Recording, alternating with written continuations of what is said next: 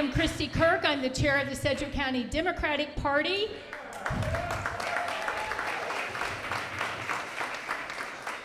Whether you are local or you traveled to be here, thank you so much for being here this evening.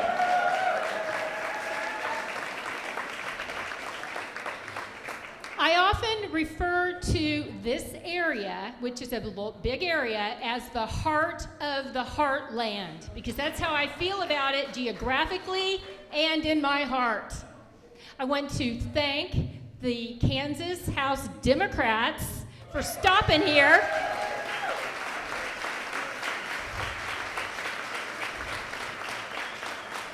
As they travel this state to engage with us, to listen to us, to talk about legislative issues that are important to us, and to talk about opportunities for hard-working Kansans.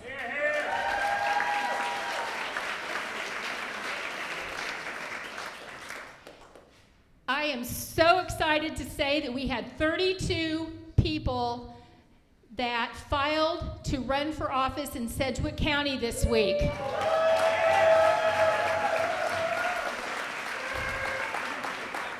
They are identified with navy blue lanyards, and I would like them to stand up. Can you stand up?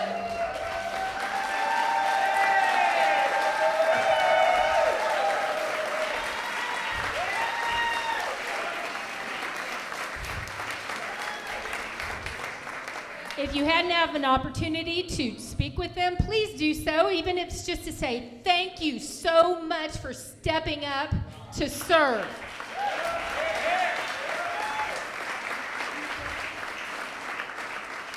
Because we know any seat in Kansas that is filled by a Democrat makes us stronger.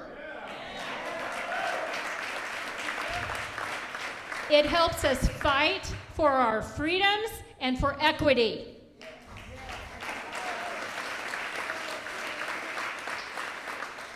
Now, how many of you have seen the billboards that have cropped up recently with a slogan or a mantra or a war cry? How many of you have seen those billboards or heard about them? Raise your hand. Doesn't matter if you haven't, because today you're going to learn. We are going to take y'all on the bus, and we're going to, come on up, we're going to take y'all on the bus, and we're going to teach you. We're going to take you back to school. These are my assistants. And for those of you who don't know, I'm a special ed teacher, so I always travel with visual aids.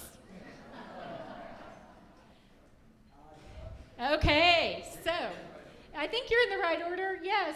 Oh, turn it. Okay. Yeah. You know what? He's probably doing the only one. I asked him to help. I didn't tell him how they were going to help. Okay. So let's go. Now we're gonna practice this. I'd say 3 or 4 times, and then more if necessary. If you're not loud enough, I'll make you do it again. Okay. So. We are real. Kansas. We are real. Voters. We are real. Yeah. Now I love this one. Fight back. And you all can see that.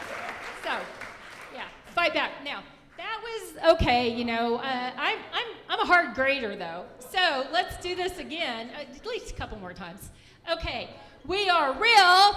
Kansas. We are real. Voters. We are real. Yeah. Fight back.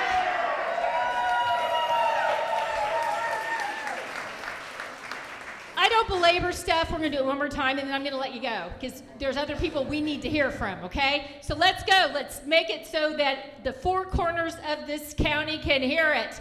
We are Kansas. We are Voters. We are Kansas.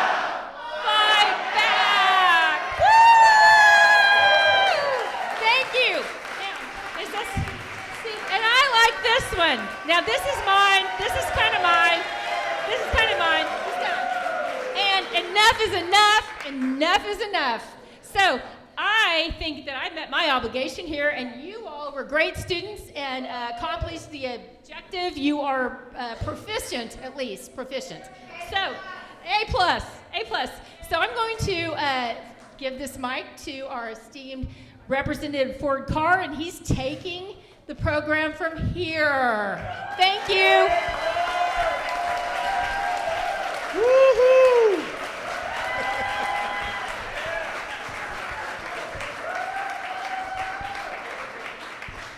As Kristi stated, I am State Representative Ford Carr. For those of you who haven't had the pleasure of meeting me or haven't had the pleasure of seeing my film debut on any one of the local news stations.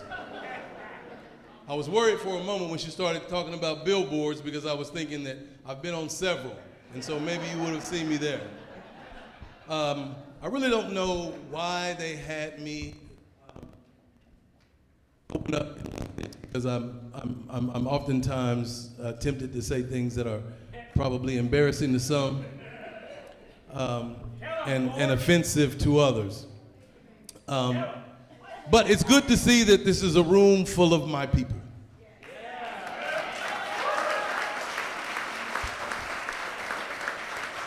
And when I say my people, you know, sometimes people don't understand what that is. My people come in all shapes, sizes, colors, ages, demographics, personal orientations. You know, my people just care about other people.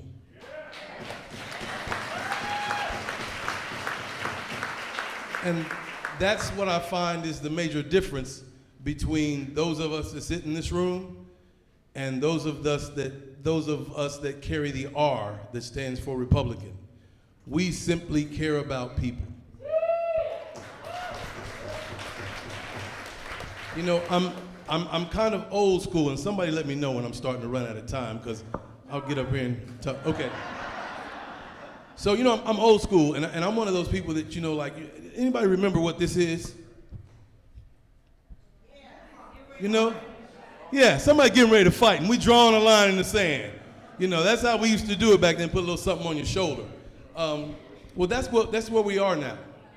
At this point, anyone who is still a member of the Republican Party, it's no longer what it was when, you know, when I was in school and we said that the Republicans they stood for small government and all of those other lies that are now being told.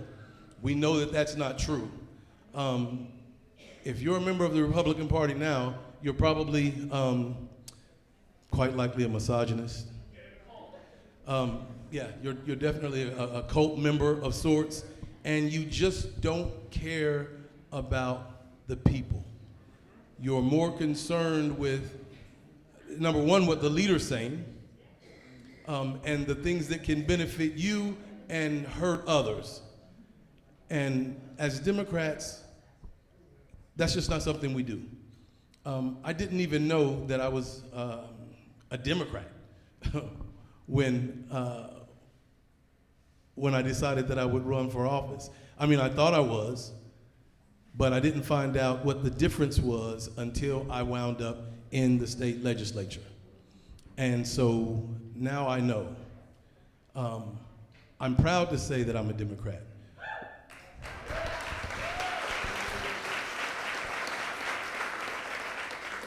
But what we have to do as Democrats is we have to fight. And I know I'm going to just run through a couple things real quick because, you know, we need to hear this. You know, first of all, when it comes to our elected officials, you know, there was a time where you could go to an elected official and you could say, hey, I need you to work on this, and we need to change this, and we need to change that, or make this better or that better. Those days have gone for us, because we don't have enough people.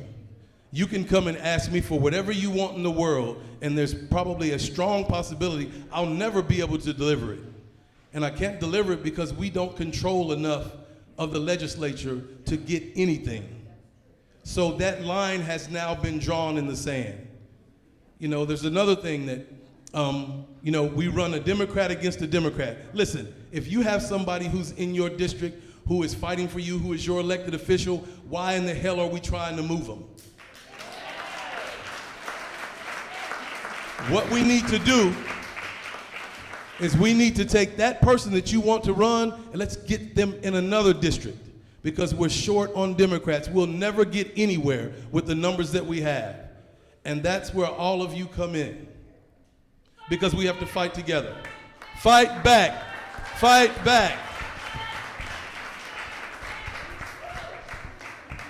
My colleagues, they'll be there with you. I'll certainly be there with you. In fact, if you don't see me there with you, then you'll know that somebody went low.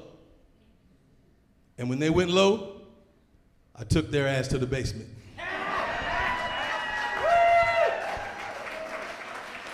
That's my time, y'all. I'm going to give it up. I'll turn it over right now to Representative Martinez.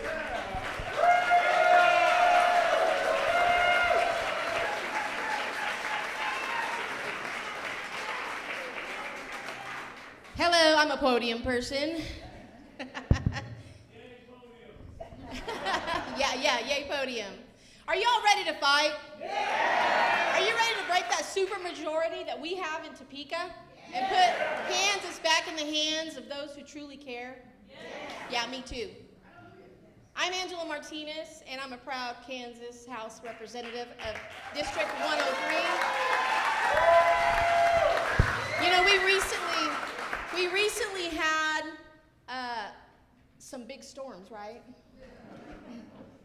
Some heavy rains, and God knows we needed that rain. Yes. But we're also experiencing another storm.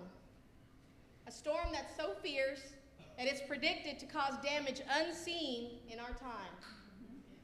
The very foundation of our American identity and shared future is being shaken. So I ask you again, are you ready to fight? Yeah. The history of this country, how this country came to be, is being stripped away every day.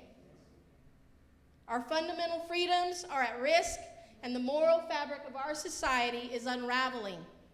Our democracy is under attack, not just at the federal level, but here at home.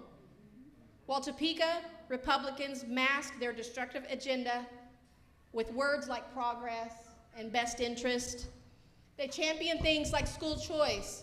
But what that really is a dismantling of public education, which will harm marginalized students, communities, and students with disabilities. Kansas Republicans claim to be concerned about health and efficiency, so they passed legislation to ban the purchase of candy and soda with SNAP benefits, because it will harm kids' health, because they care about kids. Yet, they wouldn't even entertain a hearing on Medicaid expansion, so some of the most vulnerable could have health care coverage. Expanding Medicaid, for those of you who don't know, because I'm not going to assume that everybody knows everything here, expanding Medicaid would have provided for 150,000 low-income working Kansans to have access to much-needed health care. Like my kids. And like my husband, who's on disability. It would improve health outcomes and bring millions of federal dollars into the state and help struggling rural hospitals to remain open by reducing uncompensated costs for care. We are 1 out of 10 states that have not expanded Medicaid, and there's 41 that have. Republicans would have you believe that expanding Medicaid is bad for the economy, yet 90% of that would be covered by the federal government. They would have you believe that able-bodied adults would sit at home and live off the system, yet Democrats even put a work requirement for able-bodied adults into the proposal to expand Medicaid in Kansas, and still, they said no. So if you're wondering who's going to pay for the uninsured's uncompensated costs because they won't expand Medicaid, who's that going to be?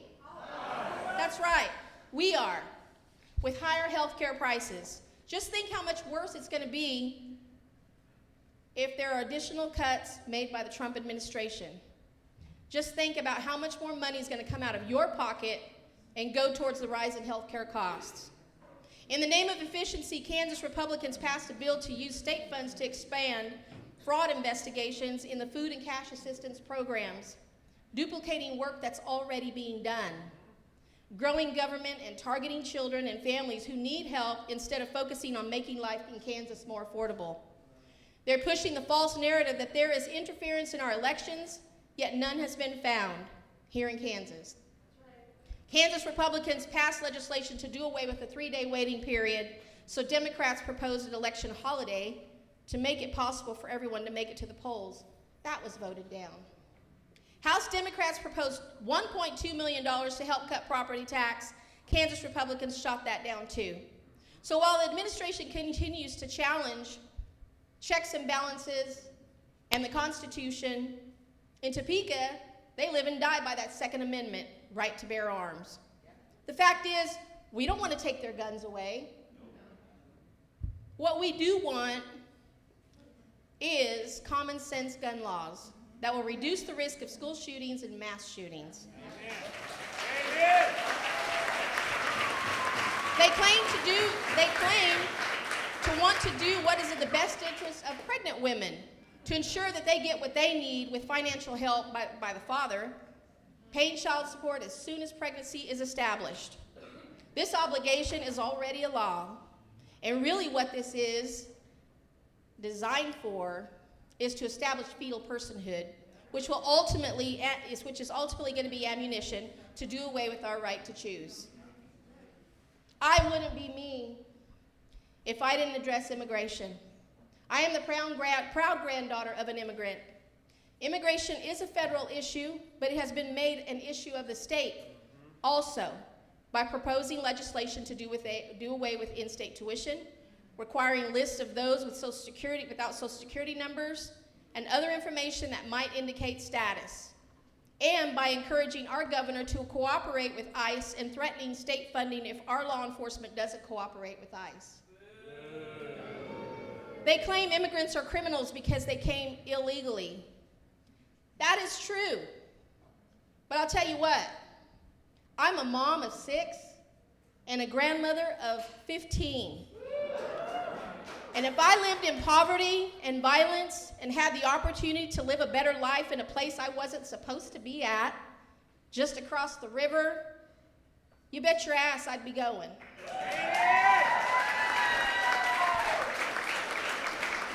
Immigrants are the most agile worker there is, taking the jobs no one wants with pay that is unacceptable to the average American.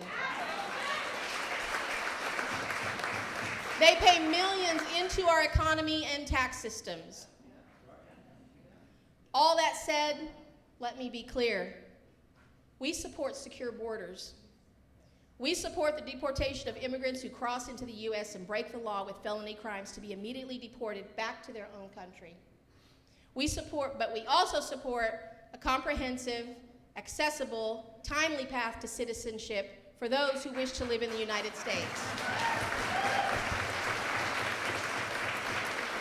I could go on and on about the party politics that are being played in Topeka by Kansas Republicans, but I hope that you are paying attention, because the storm's coming.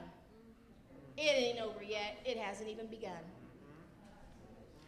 Before I leave this podium, I want you to remember 2022. When Kansas didn't just participate, we led the nation when women showed up in huge numbers to protect our right to choose.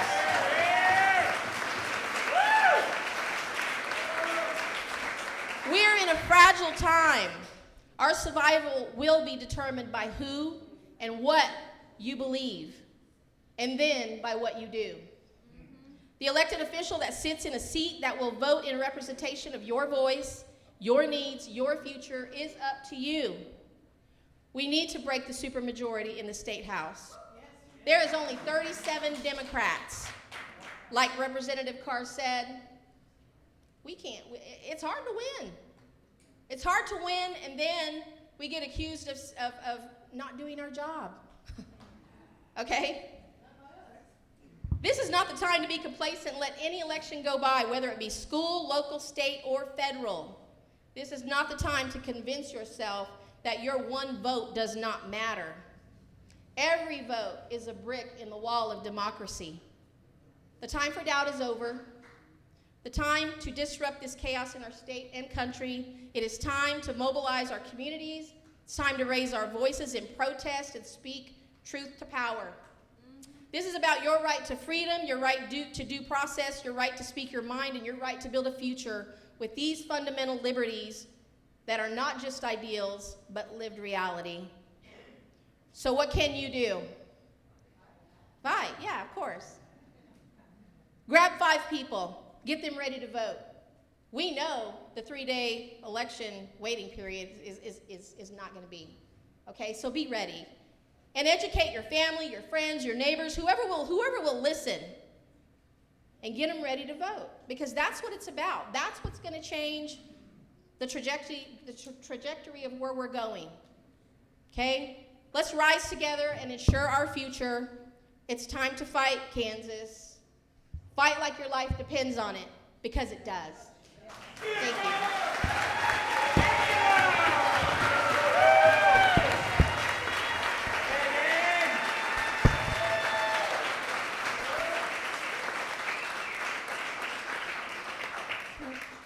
I now want to hand this over to our courageous leader, Representative Brandon Johnson.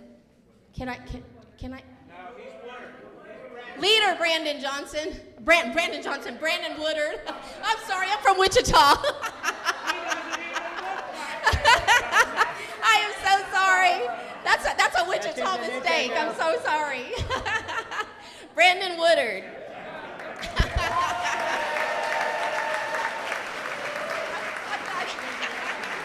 I thought I'd get away without a catch.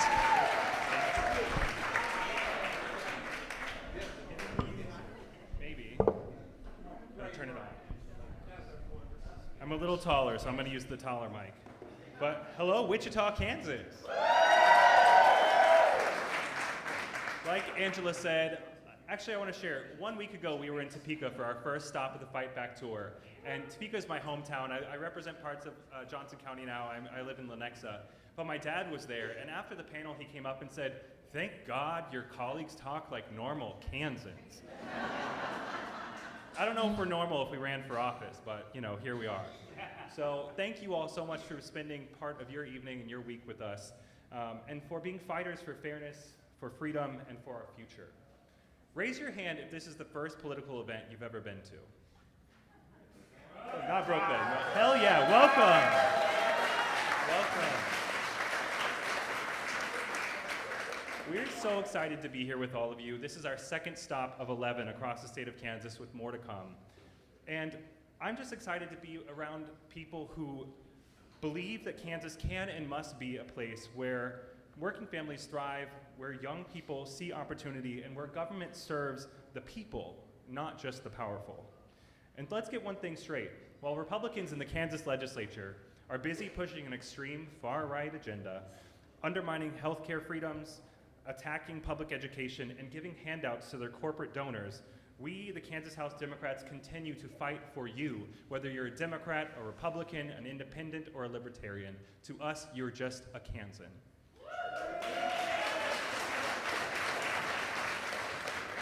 While they're focused on trying to ban parental rights to make healthcare decisions for your own kids, we're fighting to make Kansas more affordable. When they're distracted with culture war issues and political theater, we're focused on cutting property taxes, expanding affordable housing, and keeping young Kansans right here, working, learning, and leading in their home state. I think people often think of Kansas being an agricultural state, which of course we are. But you know what's not our #1 export? It's not agricultural products, it's educated young people leaving the state of Kansas. And you continue to see the difference. In 2022, House Democrats and Governor Kelly worked to push to eliminate the food sales tax, which is regressive and attacks working families at the grocery store. What did Republicans do? When we were sitting on a pile of cash from the federal government, they delayed that relief for 3 years. They dragged their feet because they weren't thinking about Kansas families, they were thinking about their corporate donors, some of whom are down the street. So let's be clear. You can't not eat political promises. Those don't feed your family. Families in Kansas needed relief then, and they still do now. And that's why Kansas Democrats in the House and Senate are fighting for a Kansas where your zip code does not determine your future.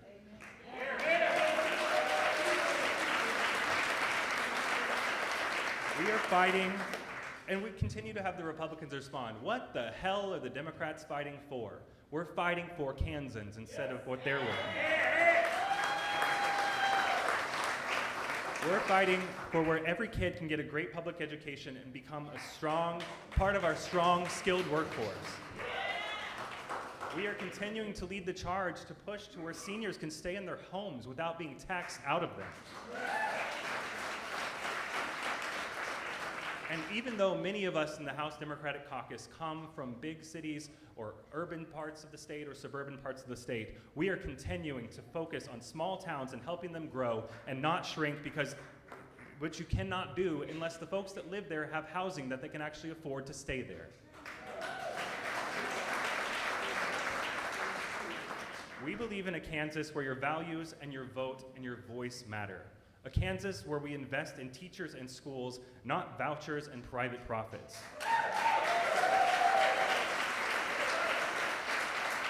A Kansas where we protect healthcare decisions being between patients and their doctors and not hand them over to politicians in the State House in Topeka. Friends, we know this. The majority party currently has the power, but we have the power of the people. And when people stand up, they speak out and vote for change, that's when we win. So let's keep fighting, let's keep organizing, knocking doors, making calls, and I know you all have been doing that here in Sedgwick County, and we need you to do it again in 25 to get your local candidates elected, and also again in 2026 so we can pick up more seats to not just break the supermajority. Politics is a 10-year sport. We're just measured 2 years at a time in the House. We are focused not on just 2026, but building momentum, not just to break the supermajority, to have the majority by 2036.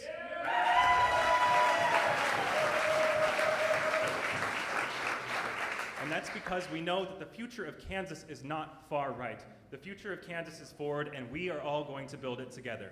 Thank you so much.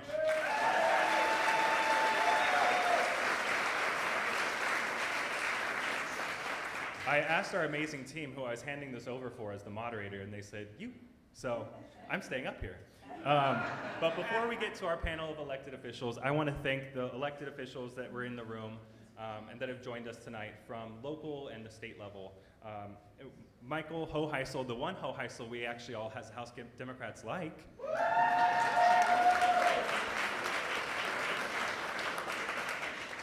Maggie Ballard from Wichita City Council as well.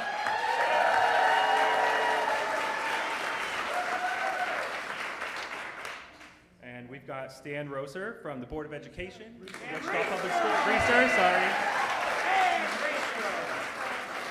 From your fearless county party leadership, you have your chair, who we've already heard from, Chairperson Kristi Kirk.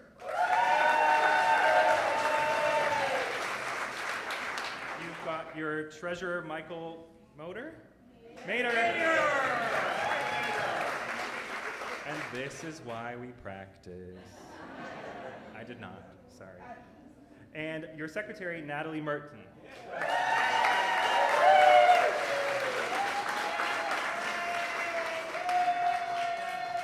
Thank you to our amazing people that have run in the past and our amazing people that are fearless in putting their name on the ballot this year and for next year as well.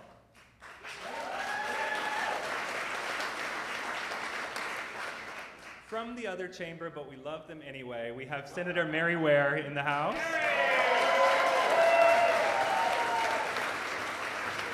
We also have Senator Faust Godot here as well.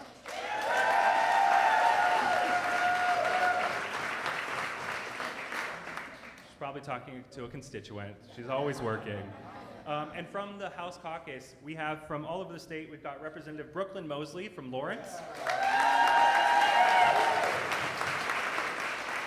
Brooklyn is not only one of our new members who's an absolute badass, but she's also the chair of the Kansas House Democratic Campaign Committee and going to help us pick up those seats in 2026. You're going to hear from many of these folks on our panel, but we've got Representative Henry Helgerson from here in Wichita. Representative Ford Carr from here in Wichita. We'll go over to Topeka for a quick second with Representative Kirk Haskins. Also from down the street in Wichita, we've got Representative Casey O'Habasum. We have Representative John Carmichael from Wichita. Hi! We have cheers. Representative, did you say cheers? Representative Tom Sawyer from Wichita.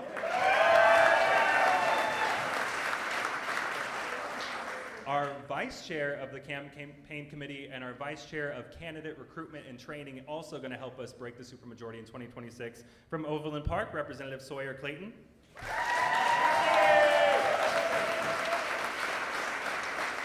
I think it's amazing to point out that we have the House caucus voted and elected our entire board of executive positions for the House Caucus Campaign Committee, and it's a group of badass women. They're going to lead us to victory in 2026. And you already heard from her, and I'm never going to go after her again because she fired up the crowd. But we have Representative Angela Martinez from Wichita as well.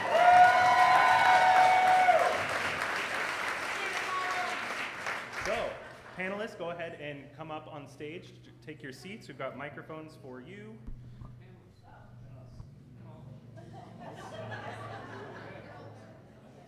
Our Wichita delegation are our panelists for the evening.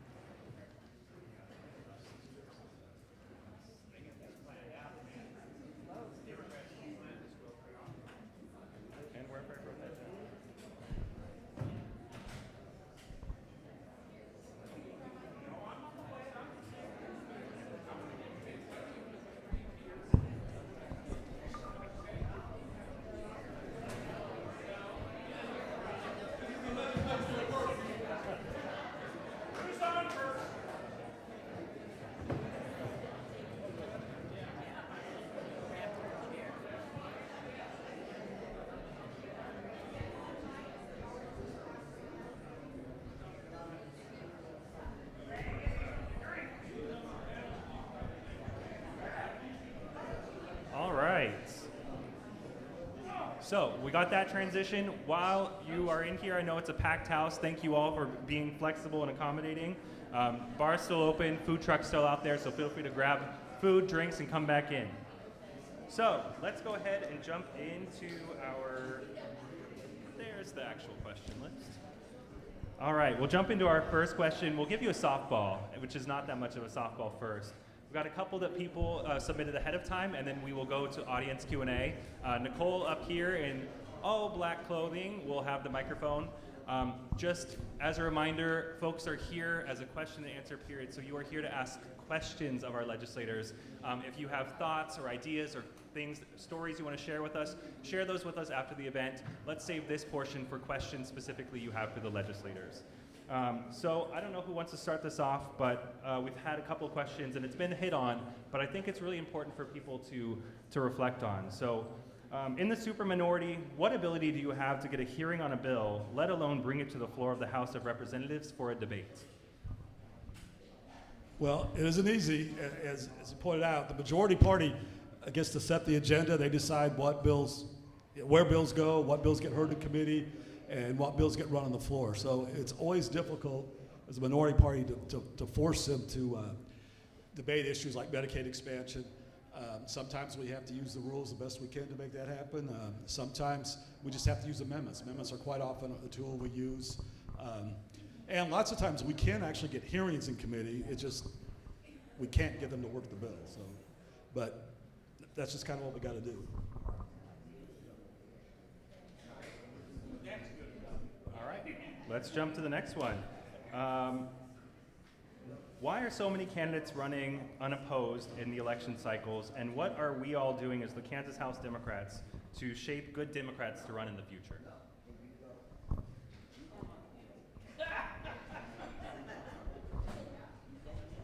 You know, it's an interesting circumstance because there are comparatively few Democrats in the state legislature. And in order for us to be somewhat successful, sometimes it does take some experience. You know, when you walk into the state capitol and maybe you haven't been there since 3rd grade, you don't even know where the bathrooms are. And by the way, they even moved the bathrooms sometimes. Tom can remember that when they were remodeling the State House. The women's room became the men's room became the women's room, and I'd stumble in. No, never mind, you don't want to hear about that. But that's right. I'd forgotten about that. And Governor Parkinson's office at one time was a mechanical closet. So there you go. But seriously, you have to have a balance of a few people like Tom Sawyer, Henry Helgerson in particular, who've been there a while and they know where the buttons are, the things to do. And you have to have room for new ideas and new people. Because look, I'm a white male. I'm an old white male. And I'm getting older every day. But I'm here to tell you, look at the legislation that comes out of the legislature. It's written by, it's adopted by, it sounds exactly like stuff that white males like Donald Trump would write. The other thing that you got to keep in mind is there are seats that we're not going to win next year. Okay? We've got some people like John Burke sitting back there, Victoria Gillette back there, people and others. Mike over here. There he is. It is important that people run. It is important because, first, the more opposition Republicans have, the less time they have to go create mischief in other places. If they have to defend their own seat and their own record, then they don't have as much time to stir up trouble. But the other thing is, there's a whole lot of us up here who didn't win our first election, myself included. When I ran in 1992, I guess it was, 91, 92, I didn't have a hound dog's chance in hell. I didn't know it. Tom Sawyer still supported me and helped me. And that, absolutely. And that experience in running for office and getting beat will make you a better candidate next time. If you put on a well-organized campaign, even though you don't win, people notice.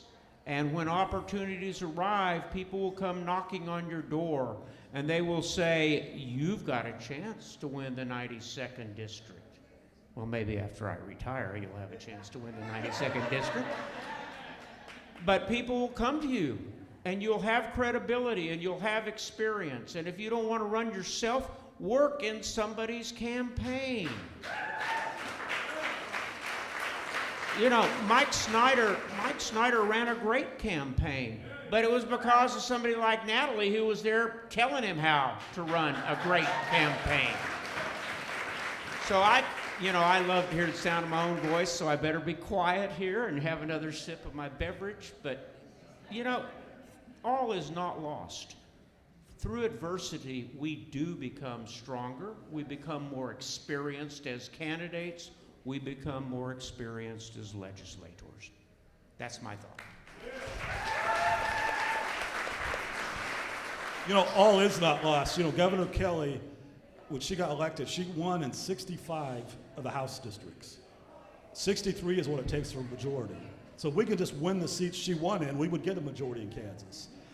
I served in the Kansas House in 91 and 92 when the Democrats had a majority. So it is possible in Kansas. It may seem bleak right now, but the key is getting good candidates and working hard to help them get elected.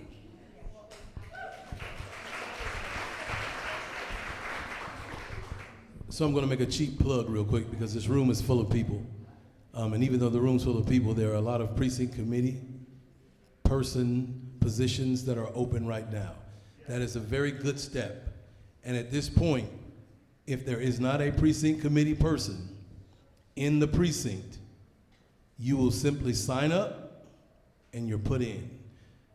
Now your name will come out on the ballot the next time that we have elections, which will be next year. You'll have to sign up to run again, but that gets you involved. And we have dozens upon dozens of unfilled precinct committee people. If you want to know more about that, Natalie Merton's in the room somewhere, and she can get you taken care of. Cheap plug over. Yeah, you can sign up before you leave. You can check. I don't know what the website is, but she's got it over there. You can check right now to find out what your precinct is based on your district, and if it's available and open, sign up and get involved. Commercial over.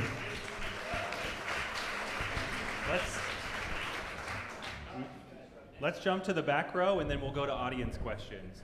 How can we get a citizens ballot initiative or similar option here in Kansas? Ballot initiative. You know, we've got room in here. If you're stuck out there in the lobby and you want to see us, come on in. We got space.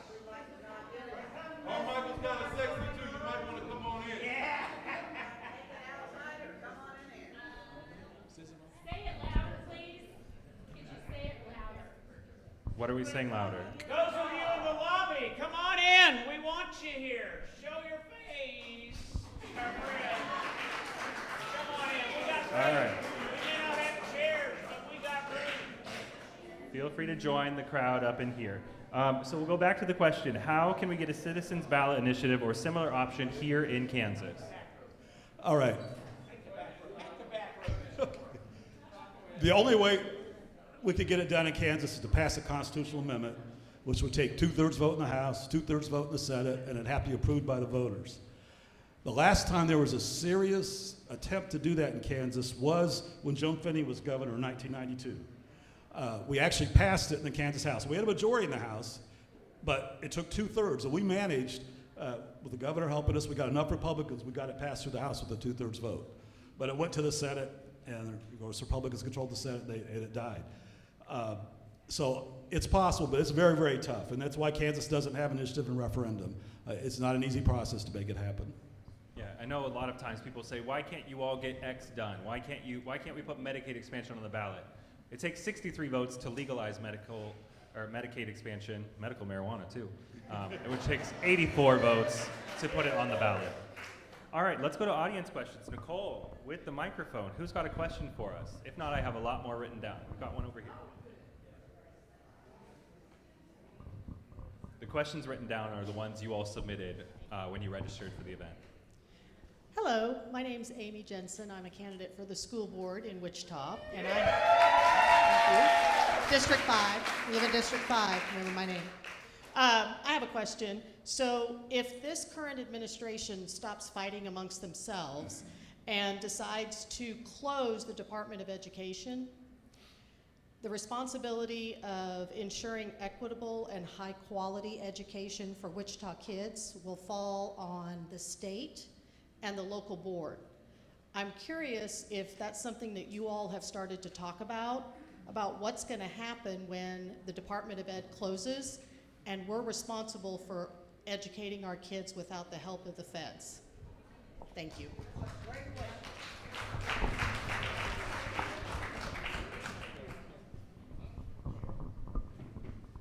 Hi, it's Casey O'Hobson.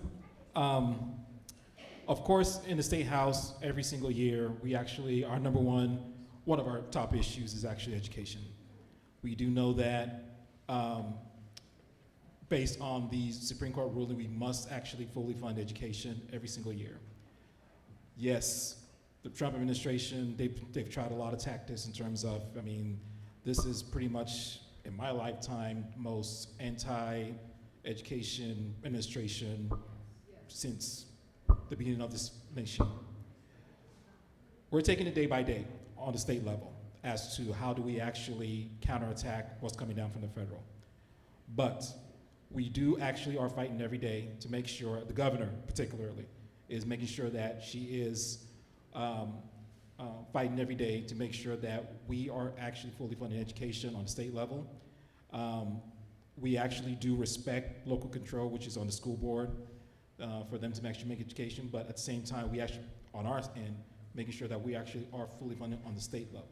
So with respect to your question, I mean, we're taking day by day with what's going on the federal level, and it's kind of like a wait and see approach.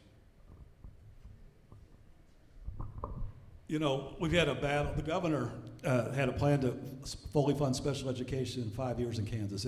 We used to fund it pretty close to the statutory level until Brownback was governor. And then we got way behind. And so the governor had a plan to take us there over 5 years. And this year, the Republicans didn't fund that. They put a very small amount in, not near what the governor had requested. So we have a battle just funding what we're supposed to fund in special ed now. So if the feds cut special ed, their funding from special ed, it's going to make the battle even more difficult. So it makes it all the more important that we elect more Democrats to the legislature.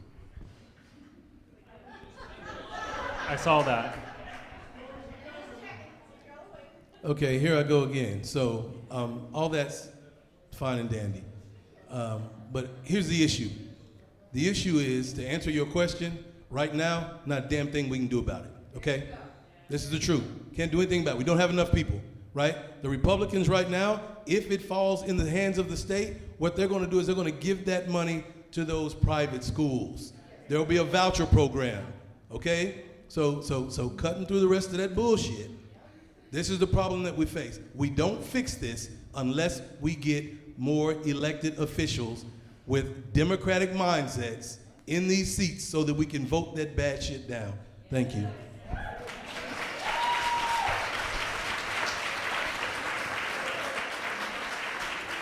And I want you all to take every single news alert on your phone, every single time that you see something else that they're doing in DC or in Topeka, think about how that makes you feel. Think about how you're going to feel the day after the 2026 election in the midterms. We have 17 months to get out there and do everything we can possible so we don't have to wake up in 2026 asking what else we could have done. Next question over here. Hello? Oh, hi.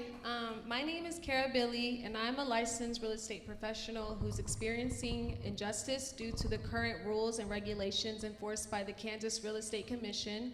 It's a state government agency. I believe that the system is outdated and harming very young professionals like myself.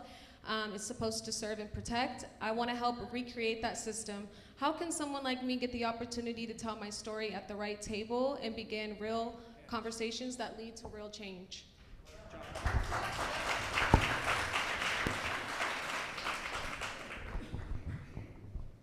I wish I had a good answer for you, okay? I'll just tell you the best that I can.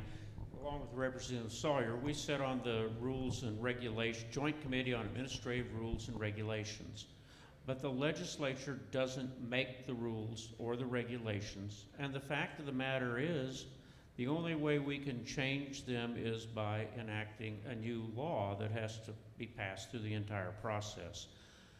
There are professional associations that obviously represent the realtors, but my guess is that you may be in the same circumstance that a lot of us up here are in too. The organization is run by people who are entrenched and they've been there for a long time. Yes. They like the rules they work under. They like the people that voted for them, and they intend to keep it that way. And so I think the way you have to attack it is, frankly, by getting people to run for office who share your concerns, your values, and also to educate people like me and Tom and the other people on this stage about what those issues are, what the inequities are, what the problems are. I mean, I'm going to be meeting with people from Delta Dental, okay? Delta Dental hasn't been Democrats' political friends. It's been taken over absolutely, completely by Brownback Republicans, just to give you an example. But that doesn't mean that people like me won't sit down and talk to them, because I've got a whole list of things that my dentist has complained to me about, and I intend to complain to them about it next Monday when I meet with them.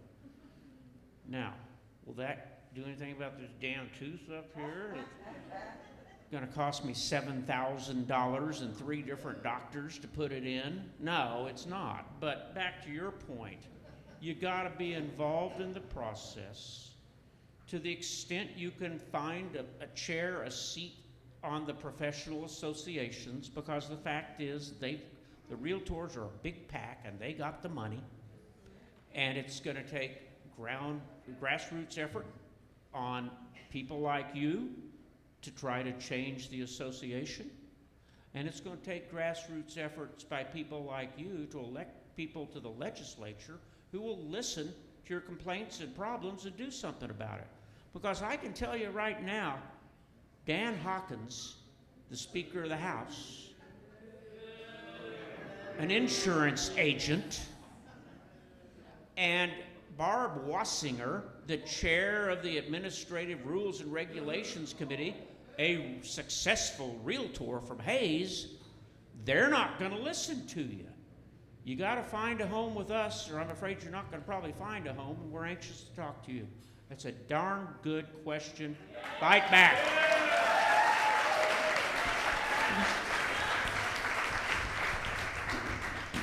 We've got one up here in the front. We've got about 10 minutes, so we'll have our panelists kind of rapid fire their answers, and so we can get a couple more questions in. Hey, LaWanda DeShazer, and I'm running for City Council District 1. Along the same lines, Vicki Smith and insurance, every 6 months, my bill goes up. I call my insurance company and they say it's on Vicki. Is that the truth?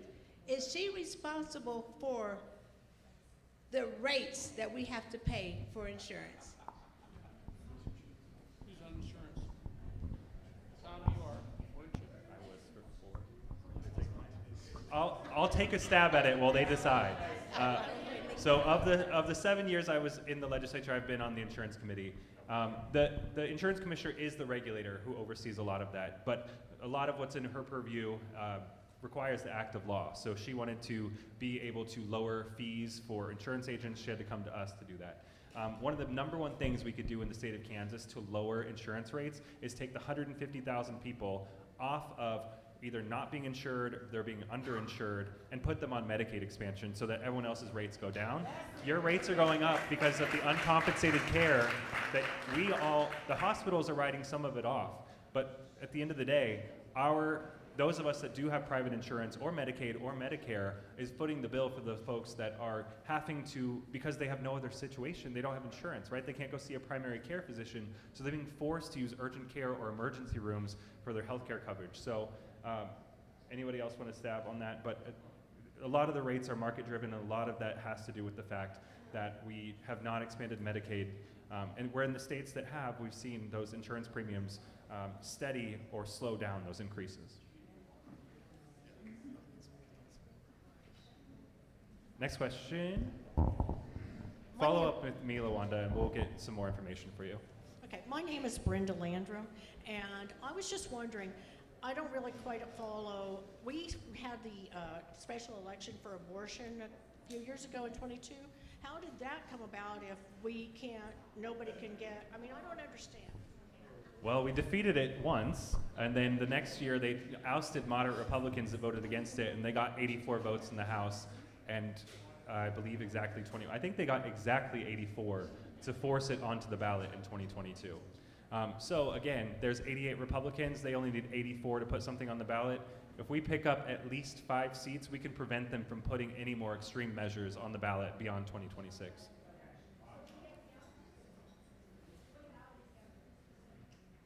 I haven't heard. Can't.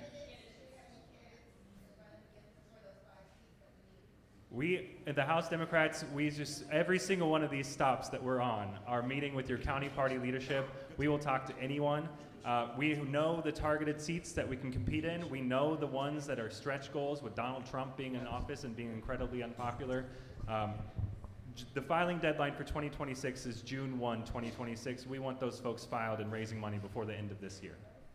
I do want to follow up. As he pointed out, the Republicans can put anything they want on the ballot because they have 88 people. They could get those 84 votes.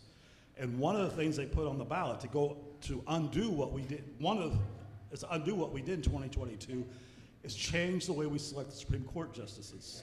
That will be on the ballot in August of 2026, so you need to vote no again. That same campaign we did in 2022, need it again in 2026, because there's two things that it will affect a lot. One is public education. You know, the Supreme Court is the one that keeps saying that we have to fund schools in Kansas. And they always force the legislature to do it. The Republicans never want to fund schools. Courts have to step in. If they change the way we select the Supreme Court justices, or the way we choose the Supreme Court justices, that could all change. The other one is the abortion issue. So for both those issues, we need to work hard in 2026. August 2026, vote no. Kansans are getting very good at voting no. We have time for two last questions. Also, we're not going to judge you. The bar is only open until 8:15, so if you need another round, feel free to head back. Next question right up here. Hello, my name is Margaret Shabazz. I'm running for City Council District 6 here in Wichita.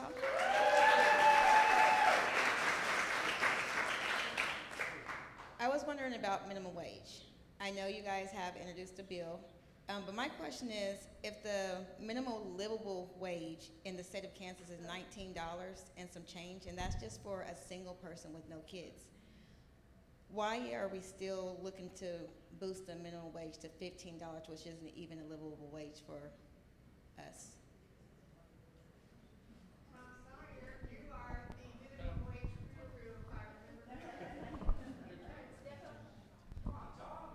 Well, you know, the Republicans, if they had their way, they would probably do away with the minimum wage.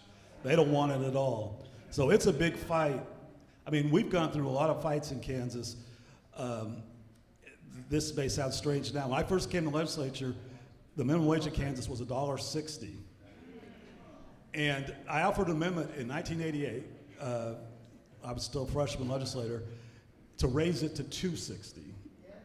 And it actually passed and became law. It was kind of amazing. But the numbers were a lot closer back then. They didn't have their 2/3, and we had some moderate Republicans to work with. Different time. But over the years, it's taken a lot of fight just to get us to our $7 here in Kansas. So the 7 and change. So it's a tough battle. It's always a tough battle because most Republicans don't even want to consider the issue. They don't think minimum wage is important. Democrats. Your point's well taken, though. When we introduced that bill, we knew it wasn't going to go anywhere. But in districts like mine, a teacher, a police officer, a firefighter can't afford a one-bedroom apartment in my district in Johnson County. They're having to drive 20, 30 minutes. So, and I know people are facing that across the state. We have time for one final question. Sorry, guys. Hey, I'm Coleman Younger. I'm an attorney here in town. Sorry about the lights. That's my bad. That was me. I am sorry. I am a Republican's wet dream. I am a straight white male from the farm. And I am so tired of being told by Republicans that somebody who's not like me is my enemy, of being told to marginalize the trans community, people of color, the LGBTQ+ community. I am sick and tired of being told by Republicans that that is my enemy. Thank you. I also recognize that that message resonates particularly with rural Kansans and that they're getting that message across. How do we fight that Republican message that anybody who's not like us is against us?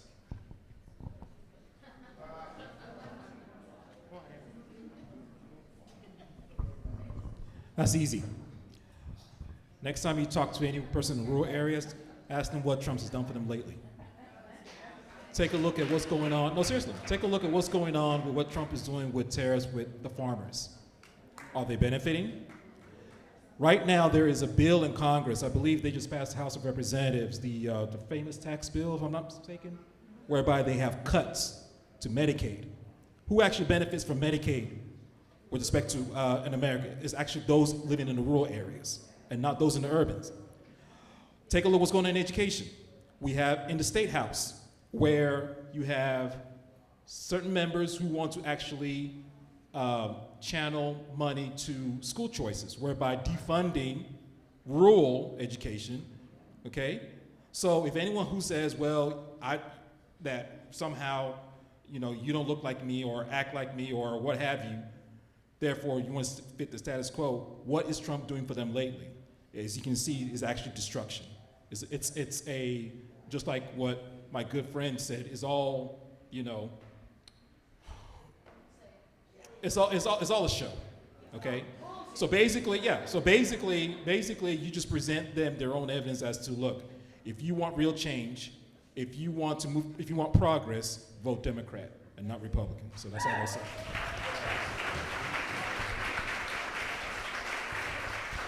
Okay, I'm sorry, I gotta say this before we go. When they come at you with that, right? Everybody out here, or a lot of people out here, is holding a sign. Pick that sign up, right?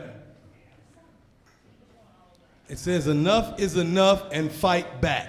That's how you fix it.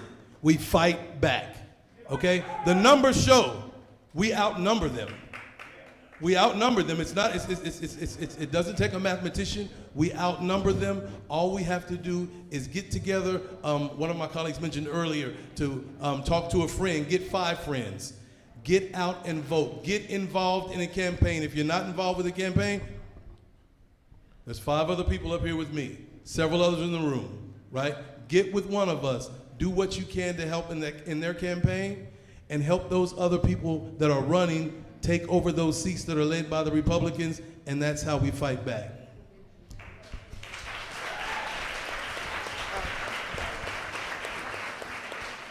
I've been pretty quiet in the back here, letting my colleagues speak. But what you've heard primarily is we can't win without more people up there. It comes down to that. Now, I'm a perfect example, and I know of several other legislators that I've served with that were told you can't win. When I first ran, I was told by the state party, Democrat can't win your district. It's 50% Republican, 25% Democrat, and the other independents, and you'll never win. In fact, the Republicans consider it a walkaway. And there are many, many examples. You have to dig down and say, I'm going to run, and when it starts raining, I get out and walk even more. And you get people behind you that'll stand with you and hold you up. And you understand that what you're running for is not for your own benefit, but you're running for the benefit of this state and for all the people that need you.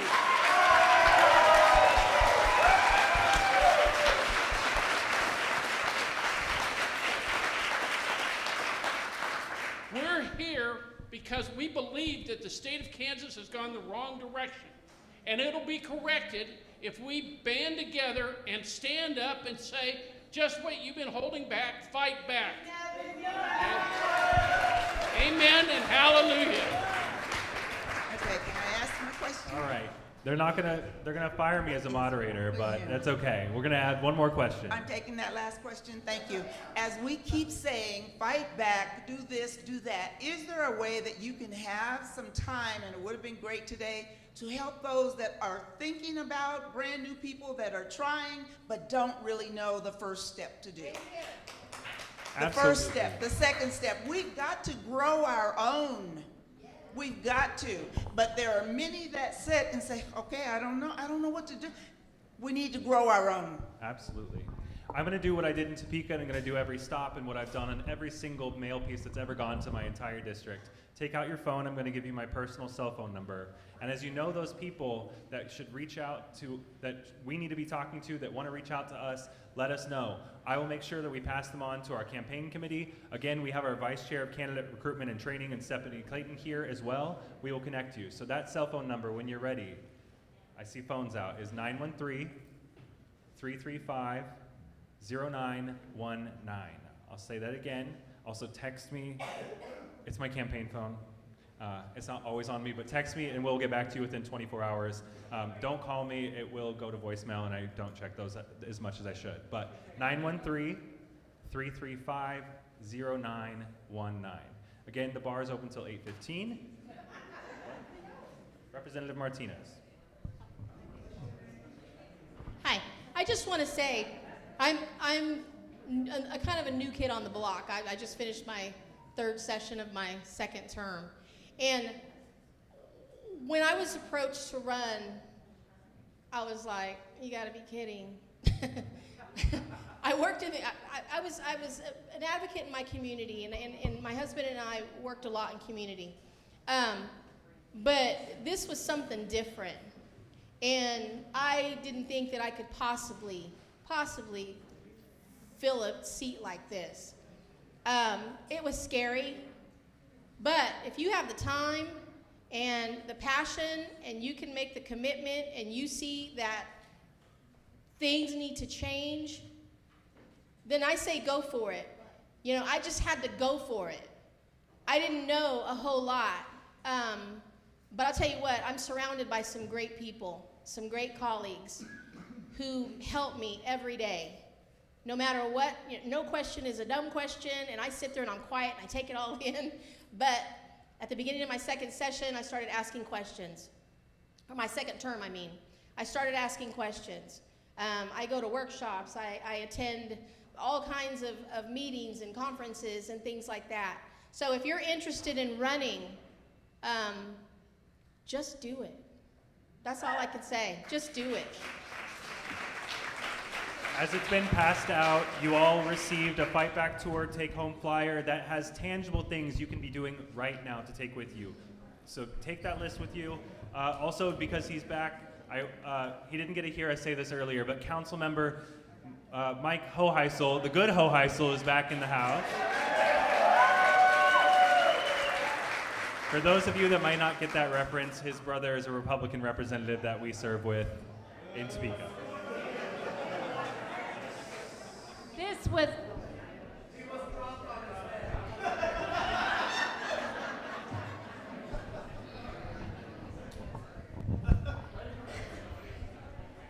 my rule of thumb is you don't talk longer than someone's butt will go numb, but we've done that, but we've gotten a lot of good discussion and conversation. Thank you for being here. But before you go, I would like to just say, when we talk about inviting people to run for office, I just have to give a little bit of time to Brianna Cole. She is the Wichita State University Democratic Party Chair.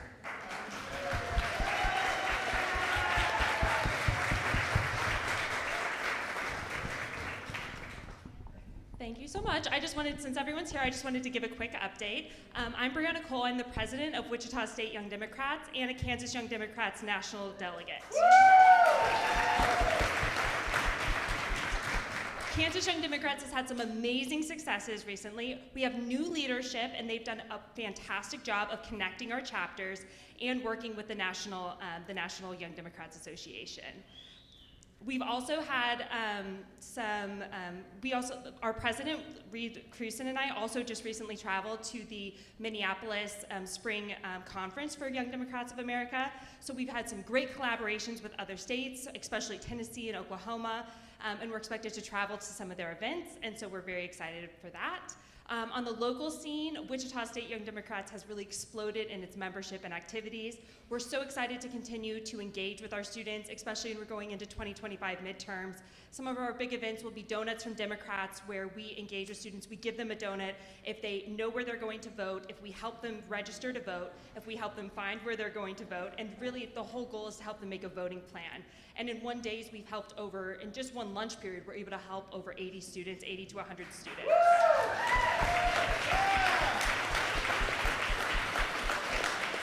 We also recently hosted an immigration panel, which brought together experts, community members, and our students. I know many of you were there or might have seen us on the news, and so we're very thankful for your support in allowing us to continue to do events like this. And we're also very excited to announce that Sedgwick County Young Democrats is going to get off the ground again this summer. So keep your eye out on our Facebook account to see more information about that. If you are under the age of 35, please come talk to me to join our organization. And we really want to thank you all. We really want to thank you all for your support. We cannot do what we do without you, whether it's attending our events, donating, or just giving us your advice and general support. So we really appreciate that. If you'd like to make a donation, please come talk to me after this event. Or if you'd like to get more information about where to find out what events we're hosting, I can give you our Facebook information or things like that. So thank you so much. We look forward to preparing our students and getting them politically involved.